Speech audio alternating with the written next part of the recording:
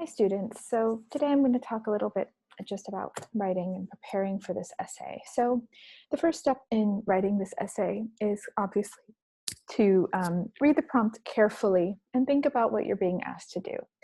So let me just show you our prompt real fast. It's the same one that we used for 9A, so if you've written that paragraph then you've already dealt with this a little bit. So the prompt: many works of literature feature characters who have been given a literal or figurative gift. The gift may be an object or it may be a quality, such as uncommon beauty, significant social position, great mental or imaginative faculties, or extraordinary physical powers.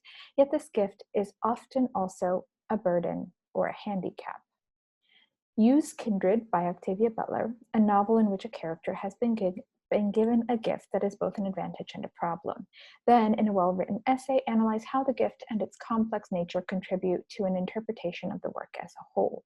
Do not merely summarize the plot. So looking at this, I know that I need to write about a gift, and this gift is both a burden and a blessing. So I need to write about a gift that is a blessing and a burden. And I need to say, how does the gift contribute to the meaning or a theme of the novel? So let me just go back to my notebook. So I want to obviously identify the gift. And I think in Kindred, luckily, it's really easy because the gift is being able to move back and forth in time. Also being from the future and kind of knowing what happens could be considered the gift. So if we think about the gift, I would say time travel. And of course, for Dana, being from the future is sort of a gift because, you know, she has some privilege that that other Black people in her time don't really have, right? She's literate, which means she knows how to read. She has a knowledge of history, so she knows what's going to happen. I think she's also, I mean, not just literate, but she's also really well educated. And so that's actually not entirely a blessing. These are all things that are sort of a blessing and a curse, right? Because sometimes being educated gets her into trouble because the white people don't trust her, the Black people don't trust her either sometimes. So there's a lot of elements to that. Also, she's used to having freedom, which is both a blessing and a curse, but she finds that actually it's really easy to let go of her freedom. And that's sort of one of the big conflicts that she faces in the book, is how easily she adjusts to her freedom being curtailed as a slave. Okay, so that's the gift. So if I'm thinking about that, so then as I'm thinking about this time travel, this idea of being from the future, and being able to move back and forth through these two times is sort of being a gift. And then I think, well, okay, so then next I want to brainstorm evidence. So I just want to think of all of the examples I can think of. And there's a couple ways you can do this, obviously. You can create a list, which is a perfectly acceptable way to do that. So you could say that, okay, one big benefit is that she can heal Alice after she is bought by Rufus, right? And that's partially because she brings medicine from her own time and partially just because she knows about basic hygiene, right? And I'm going to put the page number on there. I have my notes. I don't know where it is. Anyways, I'll find it in a second. The other thing you could do, and this is the way I like to do it, is you could just do some Post-its. And the reason I like that is because, well, you'll see in a second. So I have like a bunch of examples. So I have like her wanting to find Kevin, but Rufus won't send her letters, and she can't send them herself because as a Black woman, she's not allowed to send letters, right? It's like, it'd be a weird thing to do. She can't just go to town if she wants to. She's whipped for teaching Nigel how to read, right? And earlier on in the book, and I have my page numbers on there. This is after she's whipped a second time. I tried to get away from my thoughts, but still they came. See how easily slaves are made, they said. I feel like that's such a perfect quote for this novel, right? And this really shows us how this idea of freedom is so quickly eroded and how quickly she adapts to being in this position. She gets whipped for escaping to try to find Kevin. She teaches Rufus and Alice's kids how to read, which is amazing, right? She teaches his son how to read. Oh, here we go. She saves her life by healing her injuries. So that's page 148. She also convinces Rufus to allow her to teach some of the children slaves, some of the children of some of the slaves, and then this is just from the present moment when Kevin's sister says that he's not welcome in her house if he marries a Black woman, capital B for Black. So this isn't everything. I feel like there's probably better examples that you could use. These are just the ones that came to me really quickly. So that's what I have for now. This would definitely be enough to write an essay, but I think that you could think of some better examples if you did it. So now that I have a bunch of evidence in theory, my next step is going to be sort of to organize and categorize. And I'm going to do that. Let me just move these for a second. And I'm going to do that by thinking about what goes together. And so I'm going to put things together that make sense together. So for example, Kevin's sister being racist, that might be one little area. I might have a little area about the way that Dana is able to help people. So maybe I have her teaching the slaves and she saves Alice's life and she teaches the son how to read. I might have, so let's see. I might also have like a paragraph, I don't know, maybe I want to have a paragraph about how she's abused. Or maybe I want to have a paragraph all about like how the setting, how the time affects them.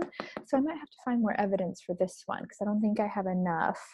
I definitely have like this, I definitely have these ideas about sort of racism, right? This one, and that Rufus won't send her letters and sort of how she's abused. And then this one, I really feel like is sort of how she adapts to the time. So anyways, when you have your evidence together, you can organize it. There might be some that you find like, oh, you know what?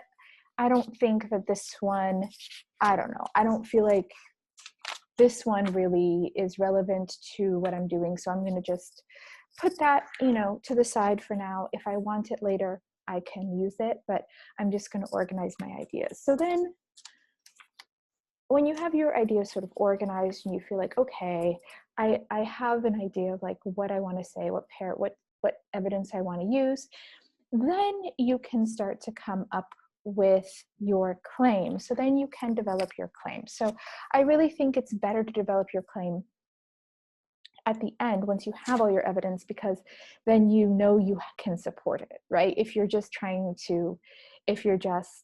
coming up with a claim and then looking for evidence, that's much, much harder. It's a lot easier to gather all your evidence and then come up with a claim. So develop your claim and make sure that you address the whole prompt. So our prompt has two pieces, right? You have to talk about the gift and burden, but you also have to say, how does it help us understand? How does it reveal a central message of this story, of this novel? So address the whole prompt.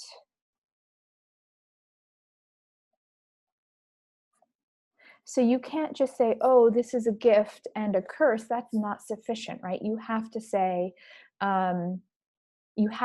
how it contributes to the meaning of the work as a whole. In any good work of literature, you're going to find that there's multiple wonderful themes you can come up with.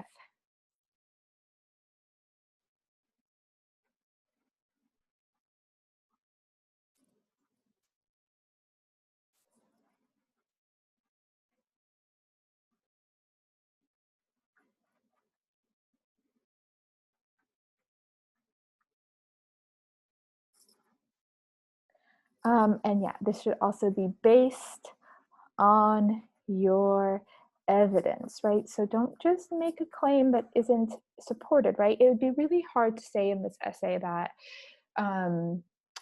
it'd be really hard to say something like in Kindred by Octavia Butler, Dana is given a gift of being able to move back in time and meet her ancestors.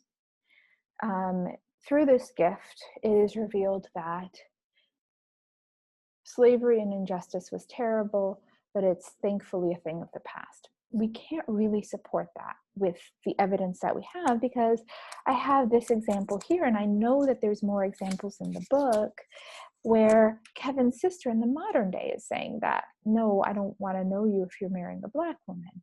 So we definitely can't say something like that. It's just not supported.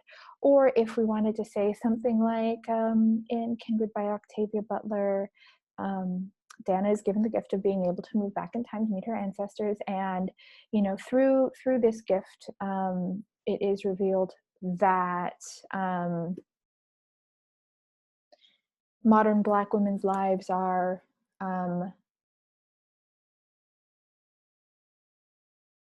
as easy as white men's. That also would clearly not be true, right? We couldn't really support that with our evidence from the text. So we want to just make sure that we're really connecting to this evidence from the text. Like, we couldn't make a claim about how Kevin and Dana have similar experiences in the past, because it's just very patently untrue. So we want to make sure that our evidence is that our claim is rooted in the evidence that we have. I know we've talked about this in class. I've given you guys some ideas of what I think would be a really good claim. So and you can just say something like that, right? In Kindred, and we're going to underline, or you can italicize the title if you're writing, if you're typing, by Octavia Butler. The narrator, Dana, is given the gift of, you can fill that out. Through this gift, passive voice, why did I do this? It is revealed that what, right? And then you need to make a claim. Oops, no comment there. Then you need to make a claim about it. So I think if you spend, say, 15 to 20 minutes sort of organizing your ideas and getting them together, and then you go and write your essay, it'll be so much easier. It's also, once you get your stuff organized, you can chat with me about it and let me know what you're thinking, and I can give you some feedback and let you know if I think that's going to work or not. Or you can chat with a friend and say, like, hey, this is what I'm thinking, or you can share evidence with them and examples with them and try to come to some sort of an idea together.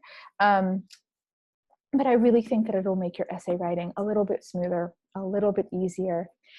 It's certainly worth trying. And I think that once we get around to writing timed essays, you won't take 15 to 20 minutes. You probably do this in like 5 minutes, but the more you practice it, the easier it will be. So anyways, that's my recommendation. I will scan these in so that you can see them, and let me know if you need any help.